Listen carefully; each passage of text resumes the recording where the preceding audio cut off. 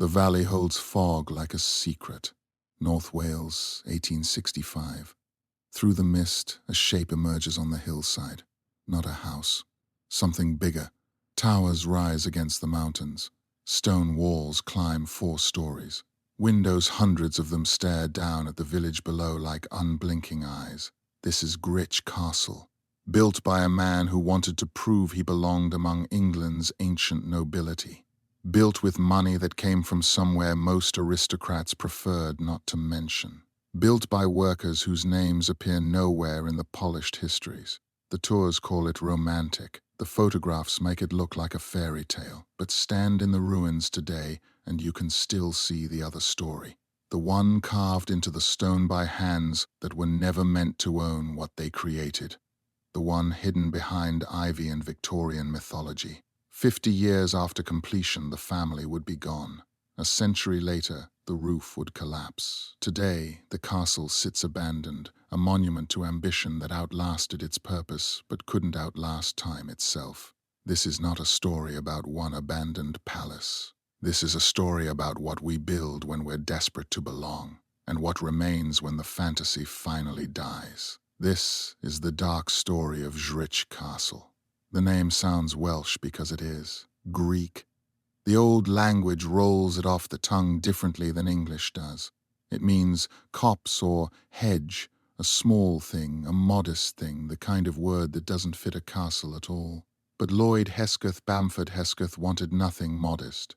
When he inherited the Grich estate in 1821, he inherited land, yes, and money, yes, but not a title. Not the one thing that mattered most in Regency and early Victorian Britain. Not nobility that stretched back centuries, traced through blood, recorded in the Domesday Book. He was wealthy. He was not, by the measures that counted, a gentleman. The castle he began building in 1819, construction that would stretch across decades, was his answer to that problem. It would sit on the hillside above Abergele, visible for miles, impossible to ignore. It would be Gothic, medieval, deliberately archaic in a time when medieval meant legitimacy. It would look like it had been there for 500 years. It would lie in stone about how old his family's power really was. But beneath the battlements and the theatrical towers, beneath the carefully constructed illusion of ancient lineage, other stories were unfolding. Stories about the men who hauled limestone up the hill. Stories about where Bamford Hesketh's money actually came from sugar plantations in Jamaica, worked by enslaved people whose labor turned into Welsh stone. Stories about servants who lived in the shadows of grandeur, invisible but essential. Stories about a family that built a fortress against time and discovered that time was more patient than they were. Grich Castle is abandoned now. The roof caved in decades ago. Rooms that once hosted royalty are open to the sky. Staircases lead nowhere, but the walls still stand. And if you know how to read them, they tell the truth the fantasy tried to bury. This is the story of what happens when new money tries to buy old legitimacy. When wealth built on exploitation dresses itself up as heritage. When a castle becomes a stage set for belonging that was never quite real. This is the complex, layered, uncomfortable story of Grich Castle. Lloyd Hesketh Bamford Hesketh was born into money, but not into the world that money was supposed to buy. His family had made their fortune in sugar Jamaican plantations, enslaved labor, the triangular trade that connected Africa, the Caribbean, and Britain in a system built on human bondage. By the early 1800s, that fortune was substantial. Substantial enough to buy land, substantial enough to marry well, but not substantial enough to erase the fact that the Bamford Heskeths were, in aristocratic terms, nobody. The problem was structural and ancient. British society in the early 19th century operated on a hierarchy so rigid it might as well have been carved in stone. At the top sat the aristocracy families whose titles stretched back centuries, whose ancestors had fought at Agincourt or received estates from Norman kings. Below them came the gentry, landed families without titles but with deep roots and respected names. Below that, everyone else. The Bamford Heskeths occupied an uncomfortable middle space. They had money, plenty of it, more than some titled families, But money alone did not grant entry to the world Lloyd craved.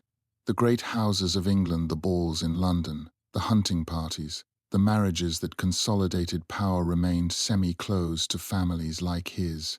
They would be invited, tolerated, sometimes even welcomed, but always with an invisible asterisk. New money, trade, not quite our sort.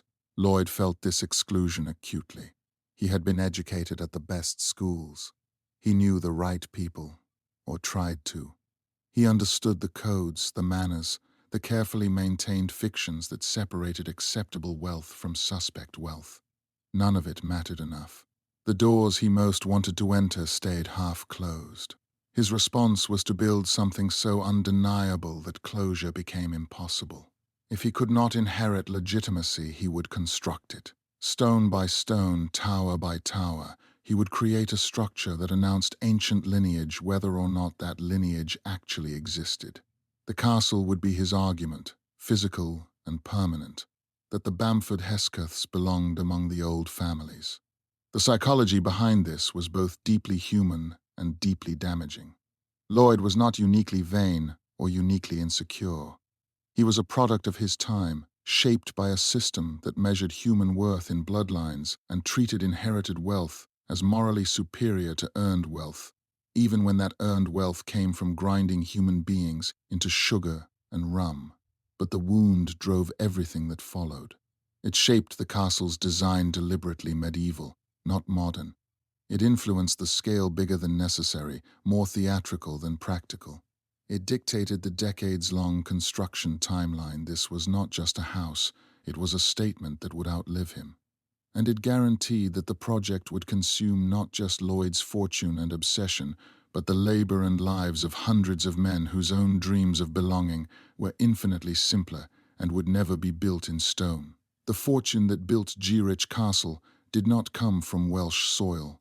It came from somewhere thousands of miles away, across the Atlantic, where sugarcane grew under a Caribbean sun and enslaved people worked themselves to early graves so that British families could drink sweet tea and call themselves civilized. Lloyd Hesketh, Bamford Hesketh, inherited wealth, yes, but he also inherited something less tangible and far more poisonous, the moral rot that came with knowing exactly where that wealth originated. The Hesketh family holdings in Jamaica were extensive. Plantations worked by enslaved Africans produced sugar, rum, and molasses for export to Britain.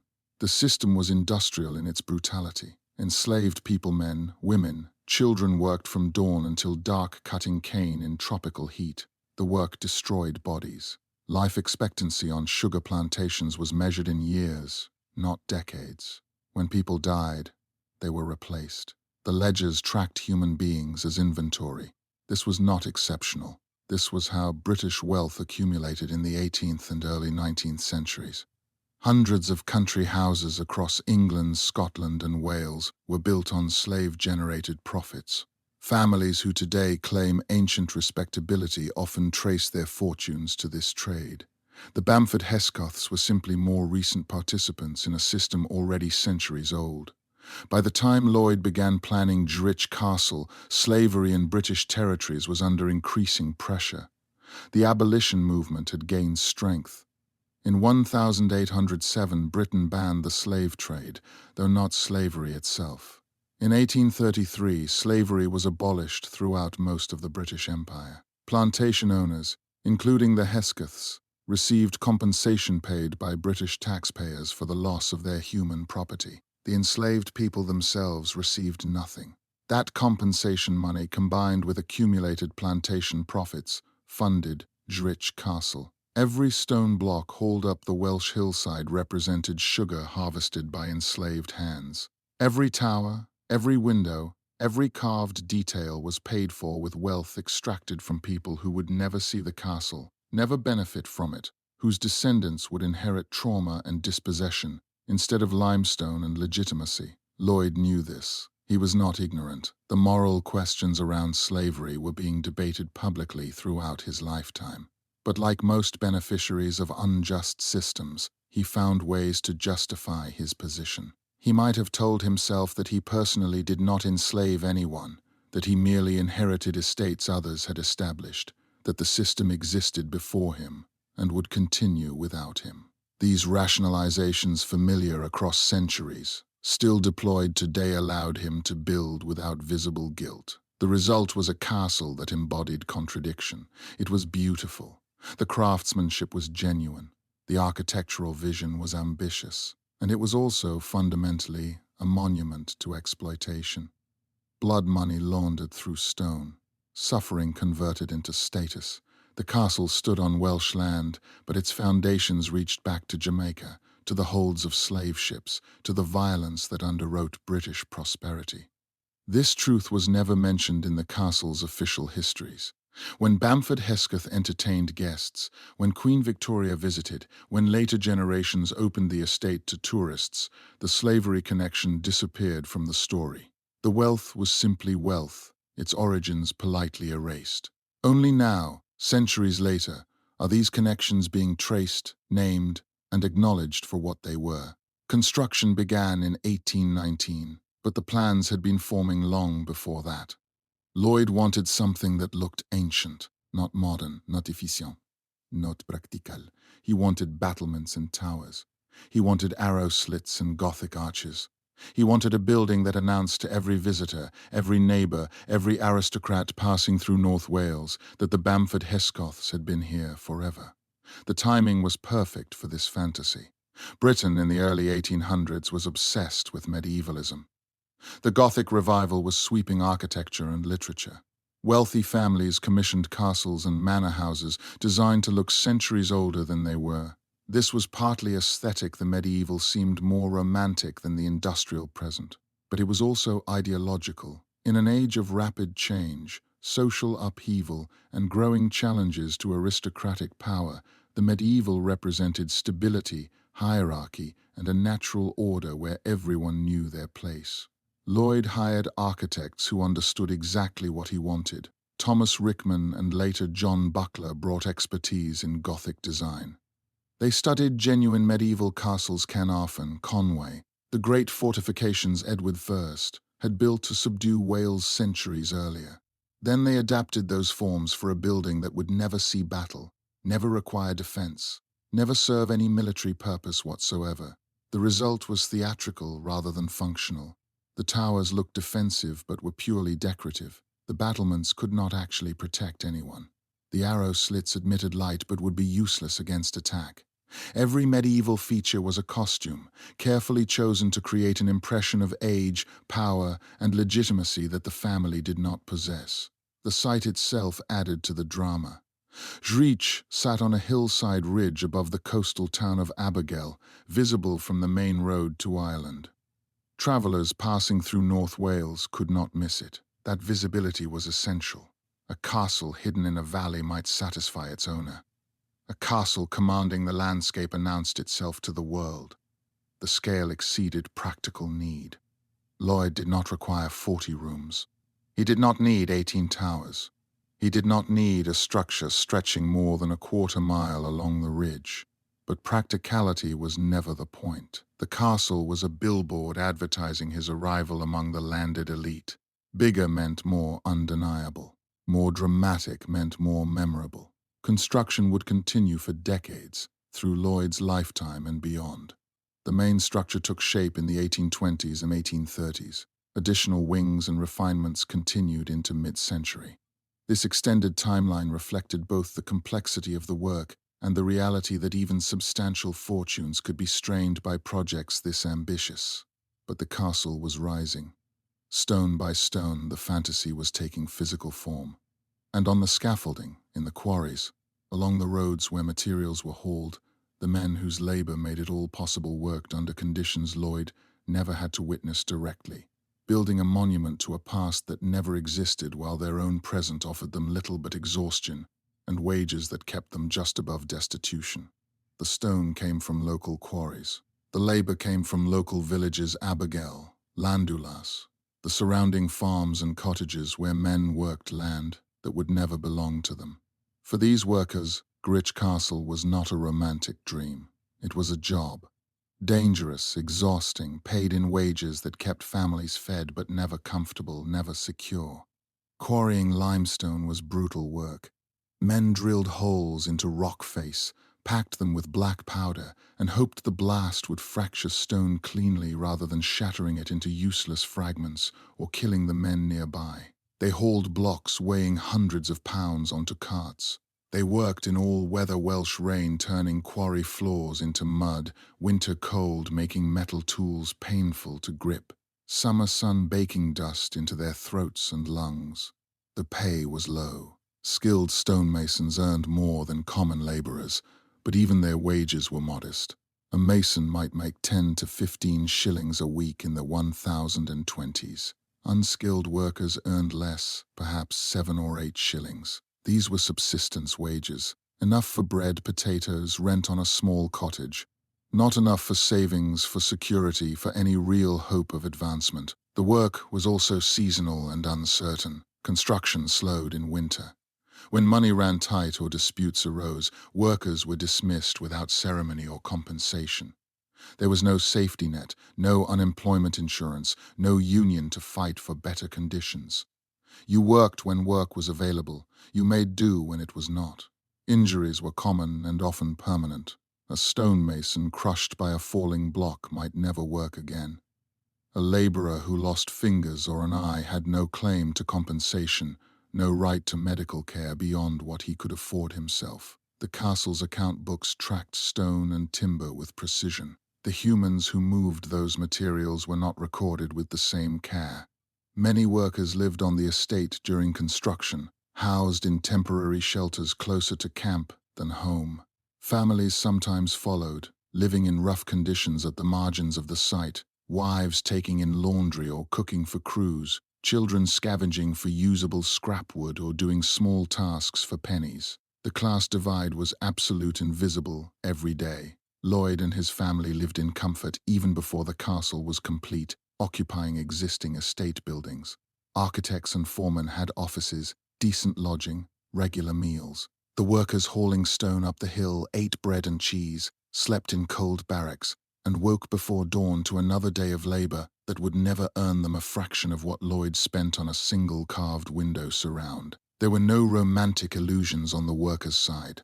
They understood exactly what they were building and who it was for. They saw the scale, the excess, the towers that served no purpose except display. They knew their labor was creating something they would never own, never live in, barely even be allowed to look at once it was finished. Some took pride in their craft. A well-cut stone, a perfectly set joint, these were skills that mattered regardless of who benefited. But pride in workmanship did not erase resentment at the system. The workers built Lloyd's fantasy knowing it was built on their backs, knowing that when construction finished, they would move on to the next job or back to subsistence farming, while Lloyd entertained royalty in rooms their hands had made. By the 1830s, the castle had become undeniable. Towers rose along the hillside ridge. The main building stretched 300 feet longer than many London streets. 18 towers punctuated the roofline, each one designed to look defensive, medieval, permanent. The effect was spectacular and completely intentional. This was architecture as performance, every stone placed to tell a story about power that had never actually existed. The design borrowed freely from genuine medieval Welsh castles. The towers echoed Caernarfon's round forms. The battlements recalled Conway's fortifications. The overall massing suggested Edward I's great castle-building campaign of the 13th century. But where those earlier castles were functional military structures, Grich was pure theatre. It looked like a fortress. It functioned as a country house. The main entrance set the tone immediately. Visitors approached through gates designed to mimic medieval portcullises. The drive curved upward, revealing towers progressively, building anticipation. By the time carriages reached the main courtyard, the castle dominated the view completely exactly as Lloyd intended. The exterior stone was Welsh limestone, pale grey and durable. Masons dressed each block by hand, creating smooth faces on the visible sides while leaving rough backs that would be hidden within walls. The precision was remarkable. Joints between stones were kept tight, mortar lines clean. From a distance, the walls looked like they had stood for centuries. Windows were a mix of sizes and styles, all chosen to reinforce the medieval impression. Narrow arrow slits appeared in towers. Larger Gothic arched windows lit the main halls. Smaller openings punctured walls at irregular intervals, creating visual complexity that suggested organic growth over time rather than coordinated planning. The roofline was deliberately varied. Towers rose to different heights. Battlements ran at different levels. Turrets and chimneys broke the skyline in asymmetric patterns. This irregularity was calculated. Genuine medieval buildings accumulated features over generations as needs changed and fashions shifted. Lloyd's architects mimicked that accidental quality intentionally, making the new look old. Inside, the spaces were vast and deliberately dramatic. The Great Hall featured a hammer-beam ceiling copied from medieval precedents, carved oak beams supporting a roof that soared 40 feet overhead. Stone floors echoed with footsteps. Fireplaces large enough to stand inside dominated walls. Everything was designed to overwhelm, to make visitors feel small, to communicate power through sheer physical presence. But the castle also incorporated modern conveniences invisible from outside. Plumbing ran through the walls. Heating systems warmed key rooms. Kitchens in the basement featured the latest cooking technology. Servants' corridors threaded through the structure, allowing staff to move without being seen. Lloyd wanted the appearance of the medieval, not its discomforts. The gardens and grounds extended the theatrical vision. Formal terraces descended the hillside. Tree-lined walks offered carefully framed views back toward the castle. Follies and ornamental buildings dotted the landscape, each one another prop in the performance of ancient nobility. By 1840, the main structure was largely complete. Lloyd could finally inhabit his fantasy. The castle dominated the landscape just as he had imagined. Travelers on the coast road looked up and saw exactly what he wanted them to see: a family that belonged, a lineage that stretched back into the mists of history, power that was ancient, legitimate, and permanent. The lie was built. Now it needed an audience. The interiors told two stories. The public story was gilt and grandeur marble fireplaces, carved woodwork, stained glass windows imported from the finest workshops. The private story was what made that grandeur possible. Kitchens in the basement, servants' quarters tucked into corners, narrow staircases hidden behind paneling, all the machinery of maintaining wealth kept carefully out of sight. The public rooms were designed to impress from the moment visitors entered. The entrance hall featured stone floors, vaulted ceilings and walls, hung with armor and weaponry, more theatrical props, reinforcing the medieval theme. Visitors were meant to feel transported backward in time, surrounded by evidence of ancient martial glory. The drawing rooms showcased Lloyd's wealth in more refined terms. Silk wall coverings in deep colors: crimson, emerald, sapphire-covered walls. Furniture was a mix of genuine antiques and commissioned pieces designed to look older than they were. Paintings in heavy gilt frames depicted landscapes, ancestors real and imagined, and historical scenes that connected the family to Britain's past. The dining room could seat 30 or more at a table that required 6 men to move. The ceiling was painted with heraldic designs. Windows looked out over terraced gardens and, beyond them, the Irish Sea.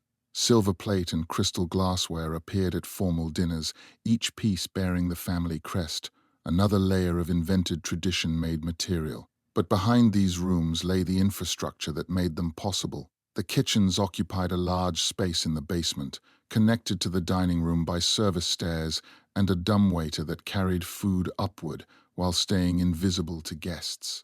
The kitchen featured multiple hearths, each one tended by specialized staff, one for roasting meat, another for baking, another for sauces and delicate dishes. The scullery handled washing, an endless task that consumed hours every day. Pots, pans, plates, cutlery, serving dishes, everything had to be cleaned, dried, and stored after every meal. Scullery maids, typically young women from village families, worked in conditions that were hot, wet, and relentlessly demanding. Storage rooms held provisions bought in bulk: flour by the barrel, sugar by the hundredweight, preserved meats, dried fruits, wheels of cheese. Managing these stores required careful inventory and constant vigilance against spoilage and pests.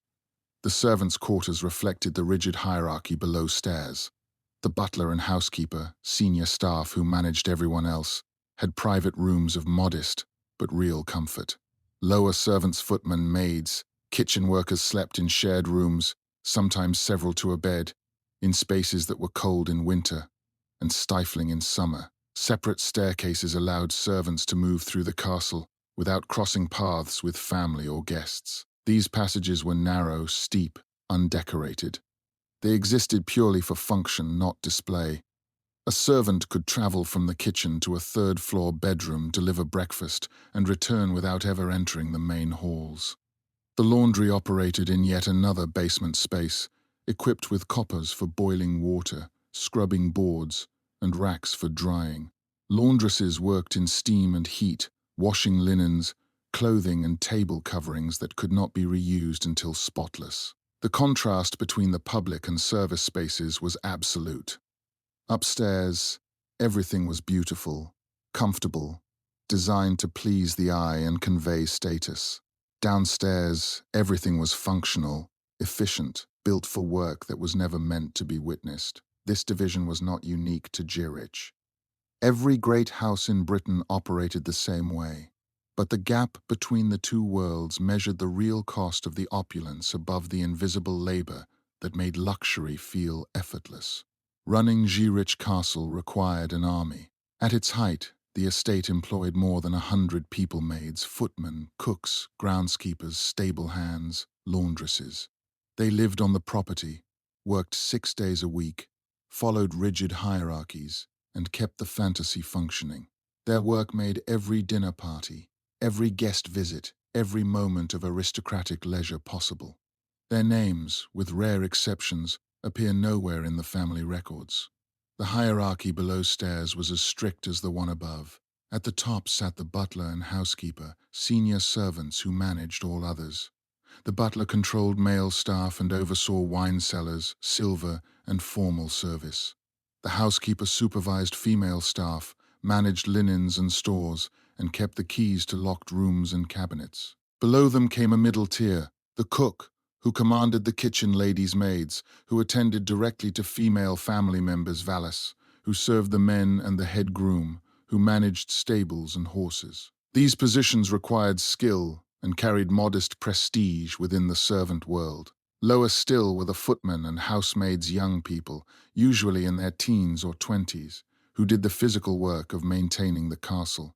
Housemaids rose before the family, cleaned grates, laid fires, scrubbed floors, dusted furniture, changed linens, and emptied chamber pots. Footmen carried heavy items, served meals, answered doors, and stood attendance during formal events. At the bottom came the scullery maids, hall boys, and kitchen assistants, the youngest, least skilled workers who handled the dirtiest, most exhausting tasks. They scrubbed pots, hauled water, carried coal, cleaned boots, and performed any task their superiors deemed beneath them. The workday began early, often before 5 in the morning. Fires had to be lit in bedrooms before the family woke. Breakfast had to be ready at the appointed hour. The castle had to be cleaned, aired, made perfect before anyone upstairs noticed it needed attention. Wages varied dramatically by position. A butler might earn £60 to £80 per year, substantial money that could support a family. A senior housemaid might earn £20. A scullery maid might receive as little as £8 or £10 annually, barely enough to clothe herself after room and board were deducted. The work was not only exhausting but isolating. Servants lived on the estate, rarely leaving except on their half-day off each week. Many came from villages miles away and saw their families only a few times a year. Friendships formed below stairs, but the rigid hierarchy made genuine equality difficult even among servants.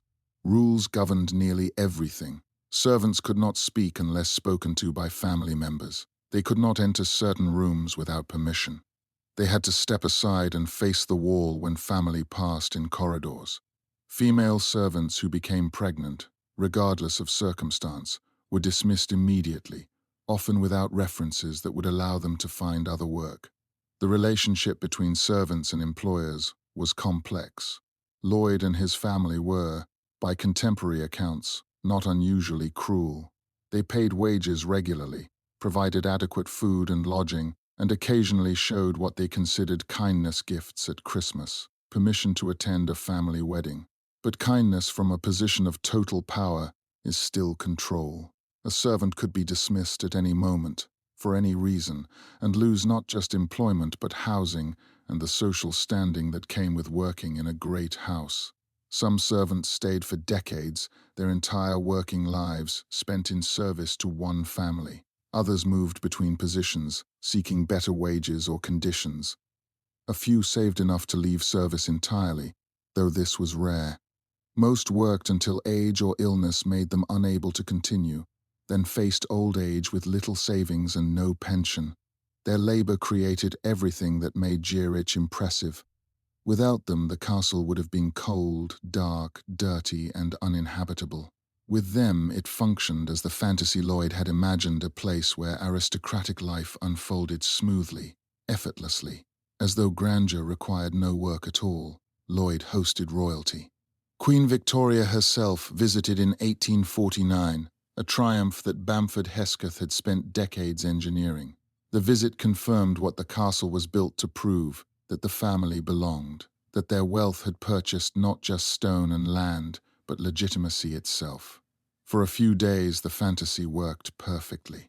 The preparations for a royal visit were extraordinary. Weeks in advance, the household staff intensified their already demanding routines. Every room the Queen might enter was cleaned to perfection. Furniture was polished until it gleamed. New linens were ordered. The finest silver was brought out and cleaned piece by piece. Gardens were trimmed with obsessive precision. Even the approach road was resurfaced to ensure a smooth journey. The menu required careful planning. Multiple courses, each one prepared to exacting standards, designed to showcase both the castle's resources and the sophistication of its table. Wine selections were debated. Service choreography was rehearsed. Nothing could be left to chance. When Victoria arrived, the performance Lloyd had spent decades preparing finally took the stage. The Queen toured the castle, admired the views, dined in the Great Hall, and reportedly expressed pleasure at the hospitality. For Lloyd, this was vindication.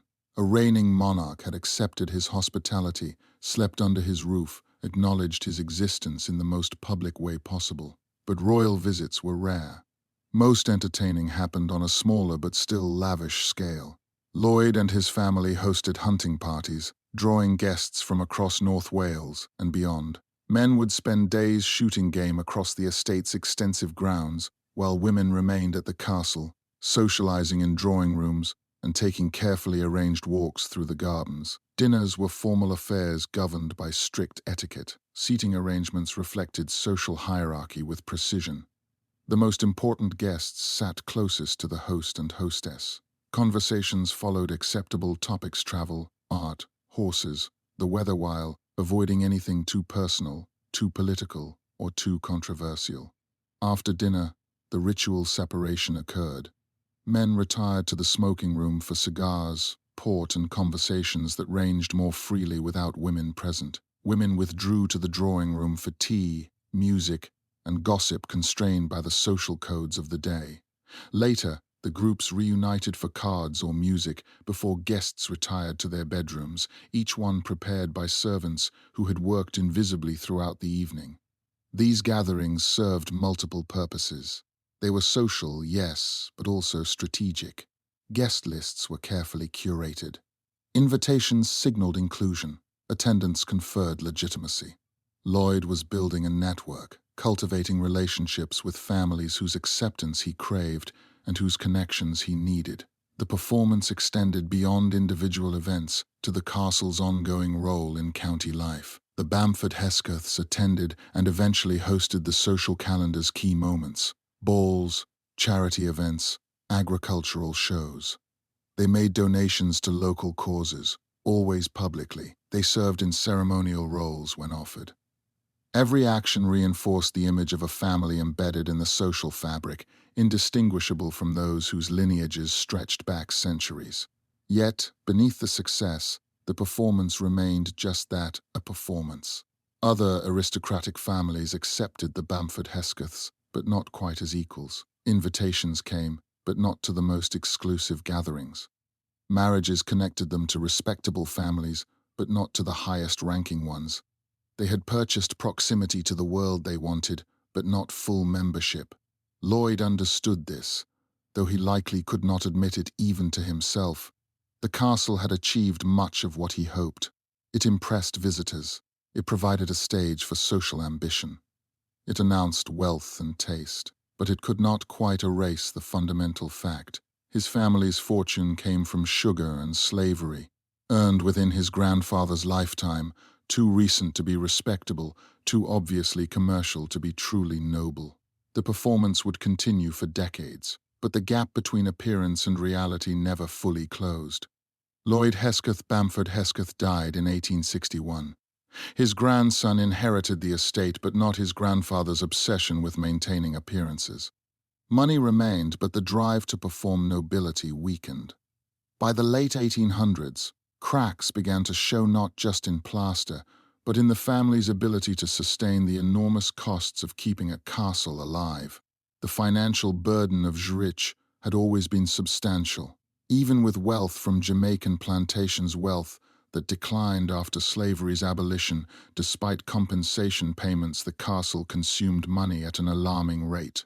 Annual operating costs included staff wages, maintenance, repairs, grounds upkeep, taxes, and the constant expenses of entertaining guests in the manner expected of a great house. The Industrial Revolution was reshaping British wealth. New fortunes were being made in manufacturing, railways, and urban real estate. The old landed wealth that families like the Bamford Heskeths tried to emulate was losing ground. Agricultural depression in the late 19th century hit landowners hard. Rents fell. Farm income dropped. Estates that had seemed secure for generations faced financial pressure. The Bamford Heskeths were caught between worlds. They were not old enough to have truly diversified income streams built over centuries. They were not new enough to have fresh industrial money pouring in. Their Jamaican assets were gone or severely diminished. Their Welsh land holdings, while extensive, could not generate sufficient income to match expenditures. Maintenance began to slip, not dramatically at first, but noticeably to anyone who looked closely. Repairs were postponed. Staff numbers crept downward through attrition rather than replacement. Certain wings of the castle saw less use, their rooms closed off to save on heating and cleaning. The gardens, while still maintained, no longer received the obsessive attention they had demanded during Lloyd's lifetime. Social life at Zurich diminished as well. The elaborate hunting parties became less frequent. Royal visits, never common, ceased entirely. The family still entertained, but on a smaller scale, with less extravagance, and with a sense that they were maintaining tradition rather than actively pursuing social ambition. The late Victorian era also brought changing attitudes toward ostentatious display. The Gothic romanticism that had made Zurich fashionable in the 1830s felt increasingly outdated by the 1880s. Newer country houses favored different styles, arts and crafts, simplicity, Renaissance-inspired classicism. Zurich's theatrical medievalism looked to some eyes like a relic of an earlier, more naive age. The family faced a dilemma common to many owners of oversized estates. The castle was too large to maintain comfortably, too historically significant to simply abandon, and too specific to their family's identity to sell without essentially admitting defeat. They were trapped by their own monument. Some income was generated by opening portions of the grounds to paying visitors, a practice becoming more common among cash-strapped aristocrats. For a small fee, members of the public could walk the gardens, view the exterior, and marvel at the castle's scale. This brought in modest revenue, but also represented a subtle defeat to the private fantasy, becoming a semi-public commodity. The family tried various expedients. Portions of the estate were sold off. Rents were raised where possible. Expenses were trimmed further. But the fundamental problem remained. Zurich Castle was a structure built for a level of wealth and a social system that were both slowly eroding. By the early 20th century, the castle that Lloyd had built to announce his family's permanent place among the British elite was beginning to feel less like a triumph and more like a burden. The dream was not dead yet. The walls still stood. The family still lived there, still played their role in local society. But the cracks were widening, and the question was no longer whether decline would come, but how fast and how completely. Winifred Cochrane, Countess of Dundonald, inherited Girich in 1894. She was formidable, determined, and deeply attached to the castle her family had built. She opened parts of the estate to the public, one of the first British aristocrats to do so, charging admission to help cover maintenance costs. It was an admission of vulnerability disguised as generosity, a recognition that private wealth alone could no longer sustain the fantasy. Winifred understood the financial reality immediately. The castle was draining the family's remaining resources. Traditional income streams, agricultural rents, investments could not keep pace with maintenance costs that only increased as the building aged. Roofs leaked, stone weathered and required repointing. Mechanical systems installed decades earlier needed constant repair or replacement. The grounds demanded armies of gardeners to prevent wilderness from reclaiming the terraces and walks. Her solution was pragmatic and, for her class, radical. In 1894, she began allowing public access to the grounds and gardens on certain days, charging admission. For a shilling, visitors could walk the terraced gardens, view the castle's exterior, and enjoy the spectacular views across the coast. The family's private world became, at least partially, a commercial attraction. The decision sparked criticism from some quarters. Other aristocratic families viewed public access as undignified, a betrayal of class solidarity, an admission that the Bamford Heskeths could not maintain their position without selling glimpses of it to commoners. But Winifred pressed ahead.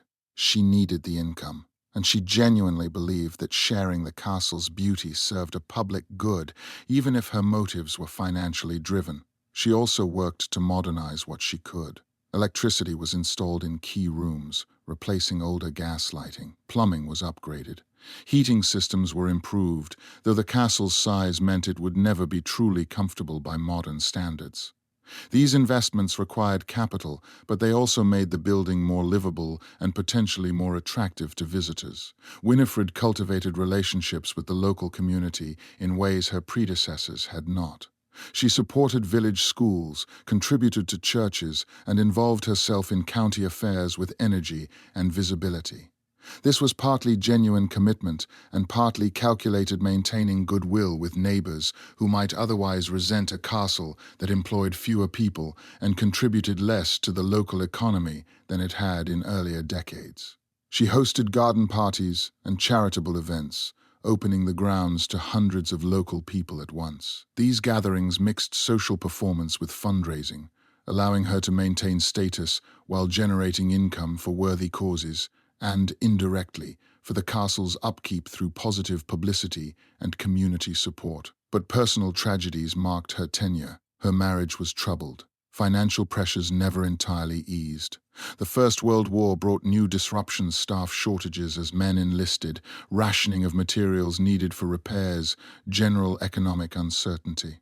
The castle served briefly as a hospital for wounded soldiers, its grand rooms converted to wards, another instance of private space serving public need while also bringing in modest government payments. After the war, Winifred continued her efforts to preserve Girich. She commissioned repairs where funds allowed.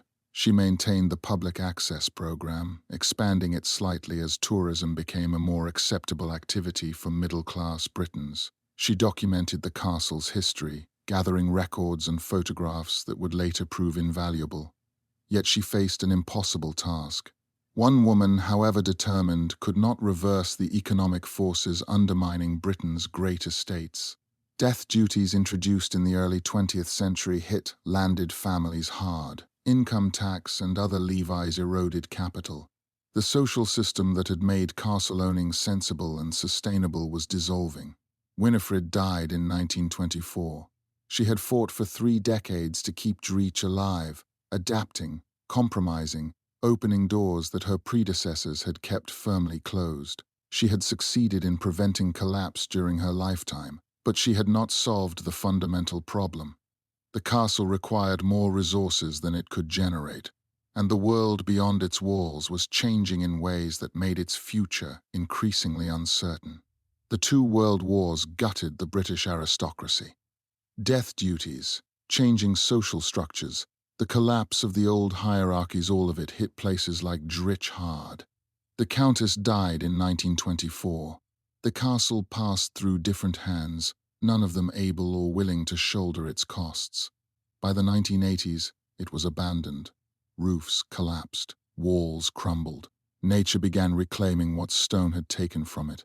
After Winifred's death, Drich passed to relatives who lacked her attachment to the property. For them, it was an inheritance, yes, but also a liability. The maintenance costs remained crushing. The estate's income, even with public access, could not cover expenses. The castle became a problem without a clear solution.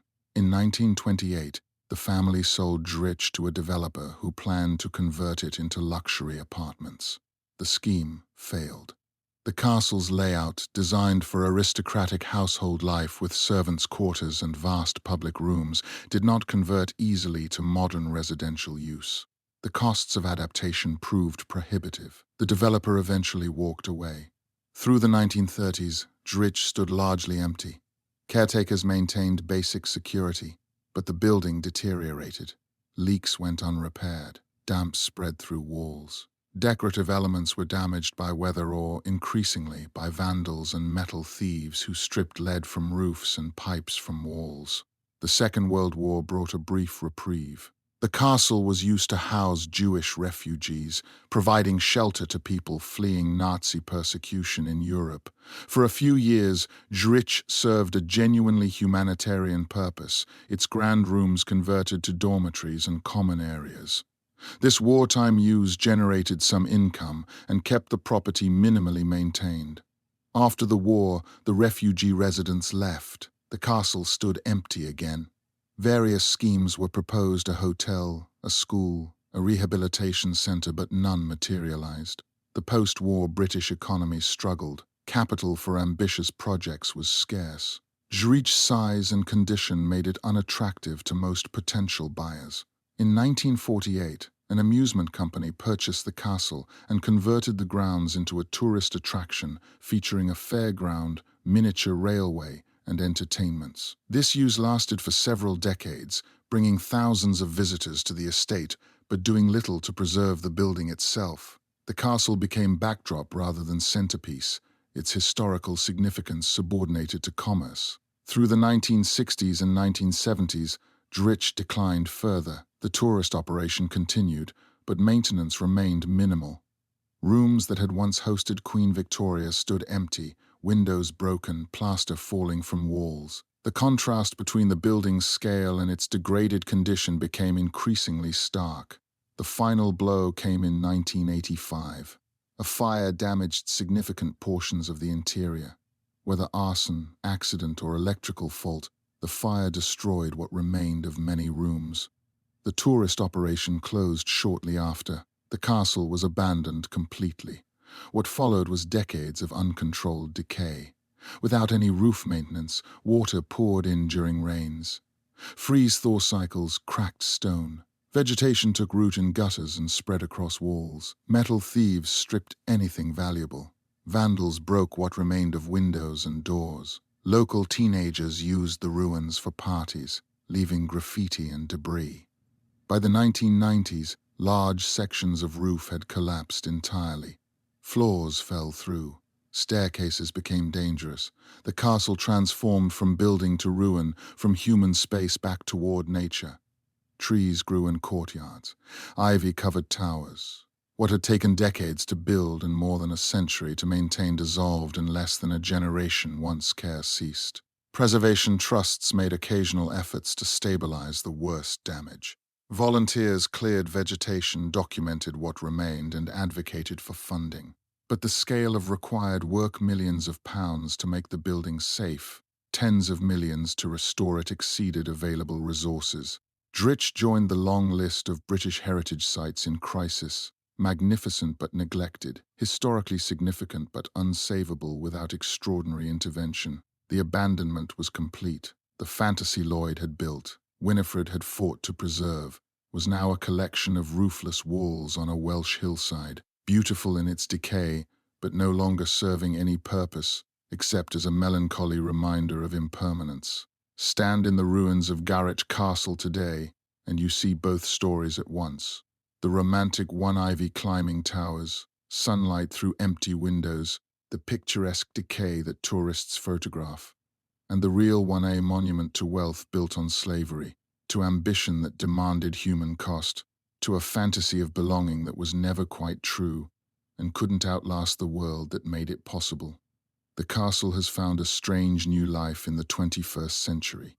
In 2018, a preservation trust purchased the property with ambitions to restore it. The scale of work is staggering: clearing vegetation, stabilizing walls, replacing roofs, reinstalling floors. Fundraising continues.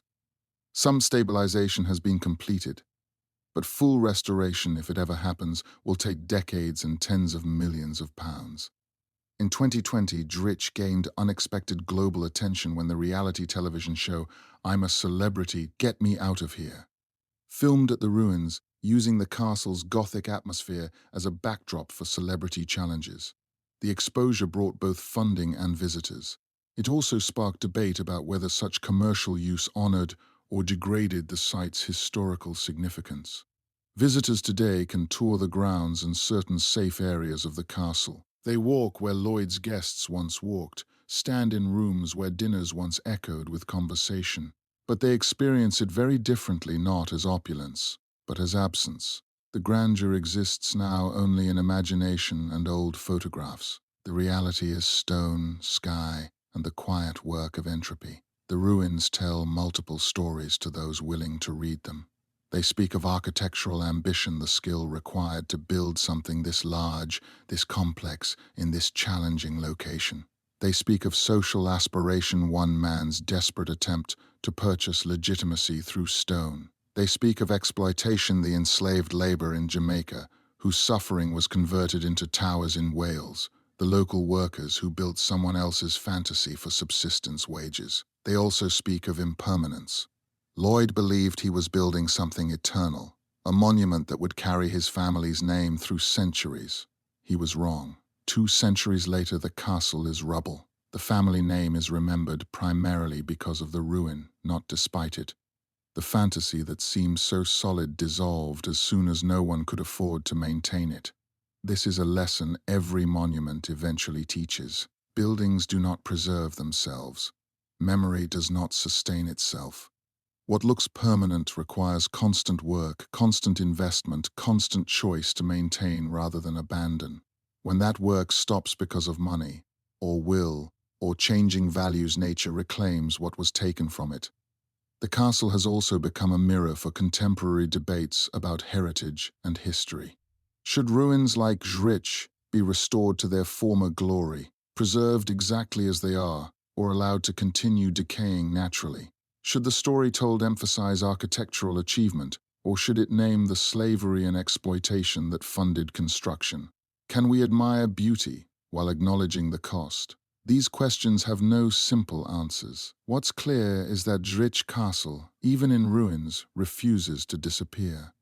It commands the hillside as it always did, visible for miles. Tourists come. Photographers capture its melancholy grandeur. Preservationists fight to save what remains. The building that Lloyd created to announce his arrival continues to announce something, though the message has changed. It announces that wealth is temporary. That stone outlasts the people who commission it, but not the systems that maintain it. That beauty and exploitation can exist in the same structure. That buildings are both things, physical objects subject to gravity and weather, and meaning symbols we interpret and argue over. That ruins can teach more than intact structures because they show what happens when the fantasy ends. The ivy keeps growing. The Preservation Trust keeps working. Visitors keep coming.